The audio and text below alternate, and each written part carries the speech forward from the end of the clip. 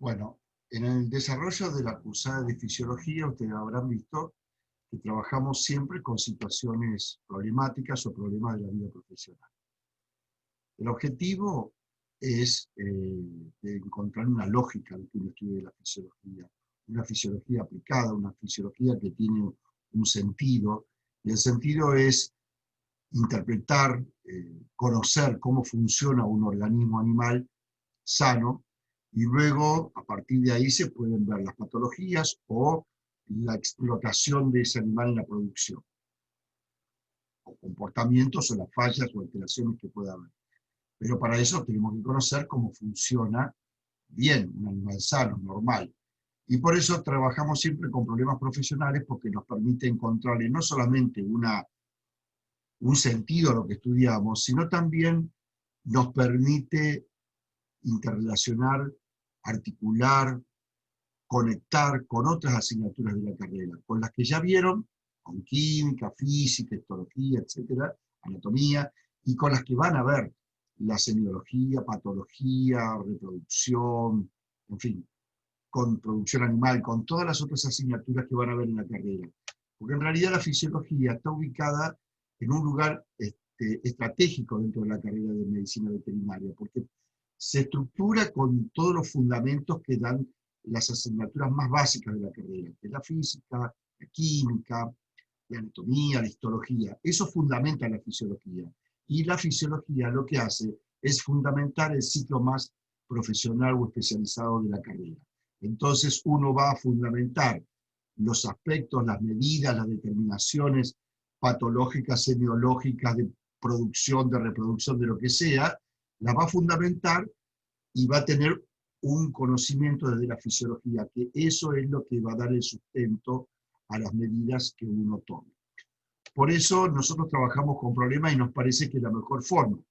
Tratamos de evaluar de la misma forma también. Ahora, lamentablemente, en esta situación de pandemia se nos complican las formas de evaluación, pero tratamos de hacer lo que mejor se puede. Y lo digo esto en el sentido de que como esto es razonado, esto es algo que hay que eh, relacionarlo también, de nada no tendría lógica que se resuelva la evaluación simplemente con una evaluación memorística o de puras definiciones, que las definiciones hacen falta y la memoria hace falta, sin lugar a duda, pero debe haber una coherencia entre la metodología de enseñanza con la metodología de evaluación. Por eso evaluamos también de esta manera. Este problema que ustedes, yo creo que ya han estado trabajando, y si no lo han estado trabajando, no importa, es un problema para desarrollar donde podemos analizar y ver muchos aspectos de lo que es los procesos digestivos, sobre todo en las especies policavidales. El problema dice, un lote de novillos de terminación, 380 kilos de peso corporal, eso se dice que es determinación porque le están faltando 30, 40 kilos para llegar al peso ideal, que es el peso de venta. Están comiendo una ración con rollos de alfalfa. Los rollos es una forma de conservar el alimento, se lo corta cuando está en producción en un determinado porcentaje de floración de la alfalfa para que tenga mayor volumen de forraje con la mejor calidad de ese alimento, que es normalmente un porcentaje de floración, y eso luego se lo hace orear y para que pierda un poco de humedad, y se lo enrolla, se hacen unos rollos que ustedes lo habrán visto, los que no están relacionados con el campo, y es una forma de conservarlo, porque le quita buena parte del aire y se va secando, compactado, y eso hace que se desnaturalicen menos las proteínas, y la proteína de la alfalfa es muy importante, es muy rica en proteína. En verdeo tiene aproximadamente un 18% del peso seco de proteínas. O sea, es un alimento realmente muy bueno, se dice que es la madre de las pasturas. Y eso mezclado con un maíz molido, un maíz molido triturado, partido, que no es muy fino como se lo muele, pero molido, no es el maíz entero, lo cual favorece el proceso de digestión. Un 70% de maíz y un 30% de alfalfa, eso sería una dieta, digamos, no muy abundante en grano de maíz. Suelen llevarlo hasta el 80% de grano de maíz y un 20% de fibra. Entonces la problemática dice, lo primero hay un planteo de la situación, no es un problema, y uno debe leerlo siempre para poder ubicarse antes de ponerse a responderlo. No siempre primero hay que leerlo, analizarlo, y después recién buscarle el núcleo que tiene la situación planteada. Este es el planteo. Están comiendo eso, entonces ahí dice, bueno, explique cuáles son los mecanismos que inducen a los animales a ingerir el alimento y cuál o cuáles a dejar de hacerlo. O sea, hambre y saciedad. Describa la aprehensión, o sea, la manera que tiene de tomar el alimento, la masticación, es un rumiante, y es un bovino, la salivación, la deglución de este alimento, especificando los reflejos involucrados. Describe el recorrido del alimento desde que es ingerido hasta llegar al abomazo, y explique los movimientos que permiten la propulsión o la mezcla del contenido por las distintas cavidades del estómago, en este caso, que es un rumiante. Qué función y qué características tiene cada una de estas cavidades. Qué procesos bioquímicos sufre el material ingerido en cada una de esas cavidades. No vamos a hacer un detalle de todo esto porque quisiera centrarme en otro aspecto, pero sí, bueno, simplemente podemos decir de que la primera masticación en los rumiantes es una masticación incompleta, rápida, donde el material deglutido se mezcla con la saliva y con el mucus de la saliva, que le da una cierta suavidad, hace una especie de bolo alimenticio que toma el formato del esófago, que si ustedes ya han visto el video, ahí se ve claramente cómo va entrando a la zona del antro rumino reticular, retículo más específicamente, lo recién ingerido. Con movimientos peristálticos, que quiere decir contracción acraneal y relajación caudal, de manera tal que hace progresar el alimento hacia el estómago. Este estómago, que está compartimentalizado en distintas cavidades, la primera cavidad es el retículo, luego el rumen con su saco dorsal y su saco ventral, luego el retículo comunica también con el omaso, y el omaso también es llamado librillo porque tiene esas láminas, la mucosa está con pliegues, con láminas que favorecen la absorción, aumentando mucho la superficie de absorción, y del omaso pasa al abomaso o estómago glandular, que a partir de ahí la digestión es como en cualquier monocavitario, o sea, una digestión enzimática.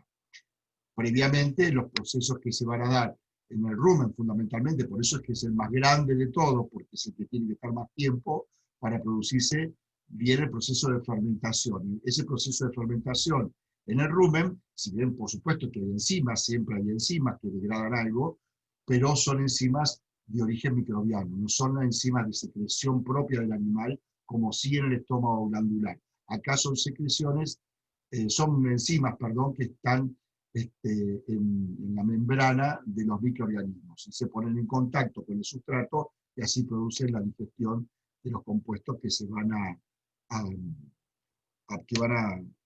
permanecer ahí en el rumen para después ser transportados a las otras cavidades. Cuando uno habla de la aprehensión del alimento, y acá podemos ver las dos grandes diferencias. El maíz, que es un alimento que es un maíz partido simplemente, y supongamos que esto fuera alfalfa. No es alfalfa, pero pongámosle que fuera alfalfa, uno ve la distinta textura de un alimento del otro, la aprehensión la va a hacer con la lengua, siempre lo hace con la lengua en los dos casos, por supuesto, porque la forma de prehensión que tienen los rumiantes. Nada más que, si en este caso que tiene que cortarlo, hace una presión del rodete dentario sobre los incisivos y así se produce el corte del alimento. En este caso no hace falta porque no tiene que cortar nada. Muy bien, ¿cuál es el problema? El problema planteado es que supongamos que hubiera un desperfecto. Si la alfalfa y los granos no se pudieran suministrar en forma conjunta por problemas operativos, se rompió la máquina, la mezcladora, supongamos, y se tuvieran que dar por separados en distintos momentos del día. La pregunta es esta: ¿cuál de las dos ofertas provocaría más secreción salivar? O sea, la alfalfa los rollos de alfalfa o el grano de maíz. Y hay que justificarlo. ¿Cuál de las dos dietas provocaría más rumiación? Fundamental también, para eso, y explicar cuál es el arco reflejo de la rumiación. Sabemos que la rumiación es un mecanismo, un arco reflejo bastante complejo, no es vago-vagal, como dicen algunos videos que andan circulando por ahí, sobre todo uno que vi de Colombia, no es vago-vagal. Vago-vagal es la eructación, pero la rumiación involucran varios nervios más que el vago. O sea, que el vago sí, pero también está el osofaríngeo, el hipogloso, el frénico, en fin, hay varios otros nervios que participan en el reflejo, por eso que no es vago-vagal. Bueno, como todo reflejo, hay una estimulación, hay un receptor, hay una vía aferente, un centro que procesa esta información y la respuesta que viaja por la vía eferente y los efectores. Muy bien. ¿Cuál de los dos provocaría más eructación? Y bueno, el que produzca más gases, obviamente, porque la eructación es el reflejo para eliminar los gases. O sea, aquel que produzca más gases es el que va a producir más eructación. Fundamental, etc. Lo mismo, qué diferencias podríamos encontrar en el pH y en la osmolaridad ruminal en el caso de la alfalfa o en el caso del grano de maíz. En base a eso uno tendría que plantearse la resolución, cómo podemos resolver el problema. Que el problema es que no podemos dar junto, no anda la mezcladora, por lo tanto la picadora de la alfalfa y la partidora de los granos de maíz o la picadora de maíz no puede mezclar los dos alimentos. Entonces, bueno, ¿cuál de los dos deberías ofrecerse primero y fundamental por qué? ¿Y qué ocurriría si lo hacemos en el sentido inverso? ¿Y cuál de las dos dietas se consumiría con en mayor cantidad y más rápido? Bueno, dos características. Los rollos de alfalfa picado es una textura más grosera, hay más fibra, por lo tanto hay más estímulo para la rumiación. Porque lo que desencadena el reflejo de la rumiación, ustedes saben ya que es la textura del alimento que está en el rumen, que incide sobre las paredes de la mucosa ruminal, y eso desencadena el reflejo de la rumiación. Entonces, al haber más fibra, una textura más grosera, produce más rumiación. Si hay más rumiación, hay más remasticación y reinsalivación. Por lo tanto, hay más aporte de saliva y por lo tanto hay más aporte de bicarbonato. Por lo tanto, más posibilidades tenemos de tamponar los protones que se generan por la digestión de los hidratos de carbono fundamentalmente. Y a su vez tiene una menor digestibilidad porque hay más fibra. En el caso del maíz molido, la textura es más refinada porque es un maíz partido, más molido, hay menos fibra, por lo tanto hay menos estímulos para la rumiación, hay menos salivación, por lo tanto hay menos producción de bicarbonato, y a su vez es un hidrato de carbono, y fundamentalmente el hidrato de carbono del maíz molido es el almidón, es muy soluble, por lo tanto tiene una alta digestibilidad. En el caso de la alfalfa, el hidrato de carbono más importante es la celulosa, la hemicelulosa, que es menos digerible, porque es menos soluble, y a su vez eso hace de que la velocidad con que va a abandonar la cavidad ruminal es más lenta. ¿Por qué? Porque al tardar más en digerirse va a permanecer más tiempo. Porque no nos olvidemos que el material que recibe el retículo, que viene del rumen, el retículo hace una selección donde en todas las trabéculas va quedando lo más digerido, lo más marazado, lo más pastoso, y en la luz quedan las partículas más groseras. Entonces, la contracción bifásica del retículo va a hacer que devuelva las partículas más groseras al rumen y se quede con lo más pastoso, y es lo que va a hacer avanzar hacia el omaso. Por lo tanto, al haber partículas más groseras en el caso de los rollos de alfalfa, el avance del alimento es más lento. Al haber un avance más lento del alimento, permanece más tiempo en el rumen, y eso hace de que hay una sensación más de llenado, y eso estimula, sabemos que es uno de los estímulos más importantes en el caso de los rumiantes, sobre el centro de la saciedad para que deje de comer. Y en el caso del maíz molido, como tiene mayor digestibilidad, se producen más rápido los ácidos grasos volátiles, se eliminan, digamos, se degrada más rápidamente, por lo tanto el vaciado teóricamente debería ser más rápido. También hay más producción de gas, porque al tener una mayor velocidad de fermentación, la velocidad en la producción de gases es mayor. Por lo tanto, acá también va a haber mayor eructación que en el caso del rollo de la alfalfa. Y eso ya estamos contestando parte de lo que estamos preguntando antes. Muy bien, ahora vamos a plantearnos qué ocurriría si esto no lo estamos usando en la forma adecuada. ¿Qué usamos primero y qué usamos después? Muy bien, en el caso de no darle el orden adecuado, se va a producir... Bueno, vamos a dejarlo en una segunda etapa para que no se haga tan largo el video, la explicación de este cuadro, que sería la consecuencia de dar primero el maíz y no dar primero la alfalfa. Si damos el maíz primero, el principal sustrato, el principal hidrato de carbono que tiene el maíz es el almidón, que es un hidrato de carbono de alta digestibilidad. Por lo tanto, se digiere bien hidrosoluble, por lo que hace que su velocidad de digestión sea alta, es atacado por las bacterias amiloríticas y, bueno, por supuesto que también por los protozoos y las levaduras, y genera ácidos grasos volátiles. Estos ácidos grasos volátiles, como son ácidos grasos, se disocian y liberan protones, lo cual hace bajar el pH del medio. Como es de alta digestibilidad, este proceso es bastante rápido, por lo tanto la producción de protones es importante y el pH empieza a bajar en una forma acelerada bastante importante. Cuando el pH baja y llega a un pH de 5, ese es un pH complicado. ¿Por qué? Porque cuando el pH ruminal está en 5, lo que hace es estimular a un tipo de microorganismo que son los Streptococcus bovis. Estos Streptococcus bovis aumentan y son grandes productores de ácido láctico. Por lo tanto, aumenta la producción de ácido láctico. Al aumentar la producción de ácido láctico, baja más el pH. Al bajar más el pH, lo que hace es disminuir unos microorganismos que son los Saccharomyces ruminans. Los Saccharomyces ruminans serían los que transformarían el ácido láctico en propiónico.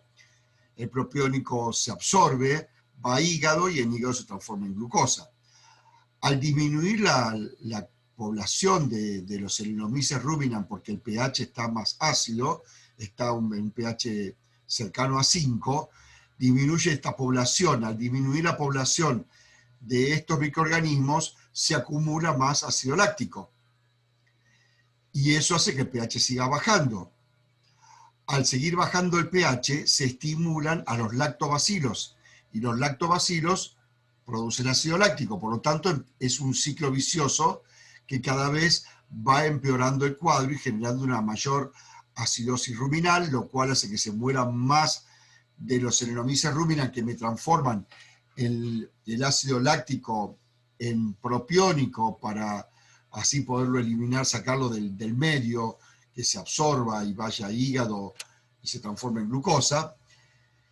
Y a su vez la mayor cantidad de estos lactobacilos lo que hacen es producir más ácido láctico y aumenta la concentración de ácido láctico. Por otro lado, el pH al disminuir y estar un pH alrededor de 5, o sea, entrar en una acidosis ruminal, lo que hace es tiene un efecto inhibidor sobre la motilidad ruminal. Al disminuir la motilidad ruminal, hay menos posibilidades de avance del contenido que hay en el rumen, por lo tanto, menos posibilidades de llevar a otro compartimento a los ácidos grasos volátiles, de manera tal de que puedan ser absorbidos en el omaso, por ejemplo, y poder eliminar y ser absorbido también en el rumen y poder ir sacando, retirando esos ácidos grasos volátiles para que no se me acidifique tanto el medio. Entonces, al disminuir la motilidad ruminal por el pH ácido, empeora el cuadro. Al mantenerse ese pH ácido se produce un proceso inflamatorio de la mucosa ruminal. Ese proceso inflamatorio lo que hace es disminuir la superficie de absorción, porque va alisando la pared del rumen, se alisan las papilas y por el proceso inflamatorio, y hace que la superficie de absorción ruminal sea menor, y entonces queda más ácido láctico todavía dando vuelta en el rumen, y esto es un proceso, un ciclo vicioso bastante rápido. En el término de 8 horas entramos en una lactocidemia, porque el ácido láctico ingresa al torrente sanguíneo, y entramos en una acidosis por ácido láctico, o sea, una lactocidemia. A su vez, este pH ácido lo que hace también es matar, o sea, mueren muchos protozoos. Y no nos olvidemos que los protozoos son los microorganismos que controlan la población bacteriana, por lo tanto, estarían comiéndose a estos Streptococcus bovis como a los lactobacilos, o sea, todos aquellos que son generadores de ácido láctico. Y a su vez empiezan a disminuir la población de los microorganismos gram negativos, que son los microorganismos más, digamos, interesantes dentro de los procesos digestivos. Y a su vez disminuyen la población de levaduras, que las levaduras también contribuyen a neutralizar el pH ruminal. Tiene un rol positivo en el control del pH ruminal por la producción de dióxido de carbono que generan, y de ahí formación de ácido carbónico, disociación, ion bicarbonato, como ya lo sabemos, y bueno, por lo tanto el rol que tienen las levaduras también se ve empobrecido, y el rol de los protozoos para controlar la población de microorganismos de rumen también se ve empobrecido, y todo eso hace de que empeore el cuadro y lleguemos rápidamente a este proceso de lactocidemia. Y esta lactocidemia ya podemos imaginarnos todas las consecuencias que trae, porque el organismo desencadena todo un proceso necesario para tratar de controlar protones. Y dentro de esos están los procesos respiratorios. Recordemos que es una de las formas de neutralizar protones. Pero la acumulación de gas que se genera a gran velocidad, esa cantidad de gas que se produce, lo que le decía finalmente es que cuando tenemos que tomar esa decisión, nosotros sabemos que es mucho más palatable, o sea, les gusta mucho más el maíz, por supuesto, que un rollo de alfalfa. Por lo tanto, si nosotros tomáramos la elección de darle de comer primero maíz, ¿qué problema tendríamos? Primero, que comería mucho más cantidad de maíz, más rápido, porque les gusta mucho, y eso haría de que haya menos rumiación, menos salivación, menos aporte de bicarbonato, y como tiene una alta digestibilidad, hay una gran producción de gases, lo cual empieza a generar un problema que es la acumulación de gases, y como está disminuida también la motilidad, porque empieza a acidificarse el contenido ruminal, empezamos a entrar en una acidosis ruminal, disminuye la motilidad, hay una mayor acumulación de gases por los procesos fermentativos de gran velocidad, y eso empieza a generar una enfermedad que se llama timpanismo. Ese timpanismo es la acumulación de gas excesivo en el antro ruminal, lo cual dificulta los movimientos de propulsión para que el alimento pueda avanzar hacia los otros compartimentos, lo cual hace que se mantenga más tiempo, y como hay procesos inflamatorios, hay menos posibilidades de absorber los ácidos grasos volátiles que se empiezan a generar ahí también. El medio se va acidificando cada vez más, entonces empieza a acumularse gas y a acumularse líquido dentro del rumen. A su vez, como son compuestos osmóticamente activos, empiezan a atraer agua desde la pared ruminal hacia la luz del rumen, que se empieza a acumular agua ahí adentro. Y eso se convierte en una cámara inmensamente grande, llena de gas y de líquido, que no puede avanzar, que no puede ganar los otros compartimentos, que hay una disminución en el tránsito y la motilidad, y el rumen empieza a comprimir sobre diafragma, lo cual hace que sea dificultosa la inspiración, Y entonces, si le sumamos a la acidosis que se había generado por la lactosidemia, por la cantidad de ácido láctico que se producía y la cantidad de ácidos grasos volátiles que van a ganar el torrente sanguíneo también en la absorción, que no pueden ser neutralizados porque hay poca salivación y hay poco aporte de bicarbonato, entramos en una acidosis que no la puede corregir con la respiración porque no puede hacer respiraciones profundas porque comprime el rumen sobre el diafragma y comprime sobre los pulmones. En definitiva, el animal muere por asfixia y por acidosis. Esas serían las dos causales de la muerte del animal.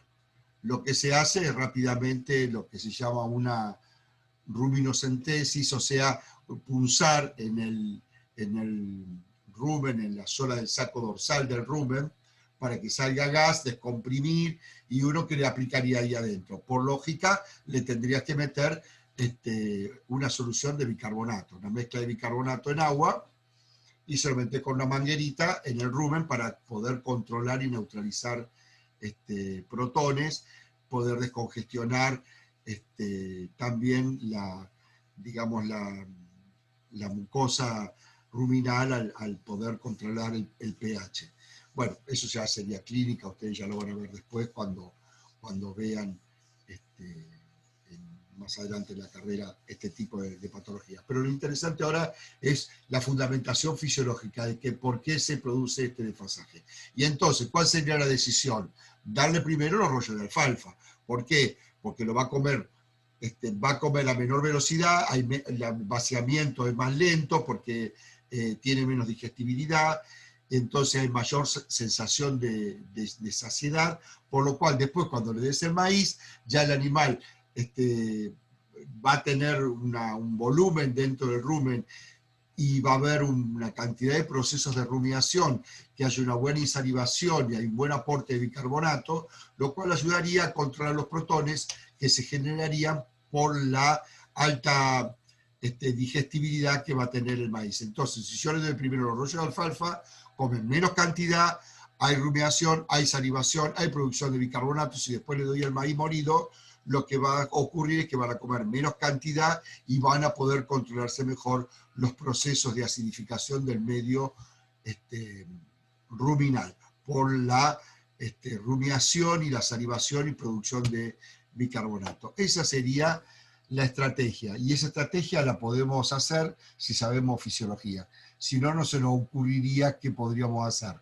Y si les damos juntos, bueno, como les gusta más el maíz, van a comer más maíz, va a ocurrir todo el proceso que estuvimos describiendo recién. Y vamos a entrar en un timpanismo. Bueno, espero que les sirva este videíto con algunos cortes, pero bueno, se completó. Muchas gracias.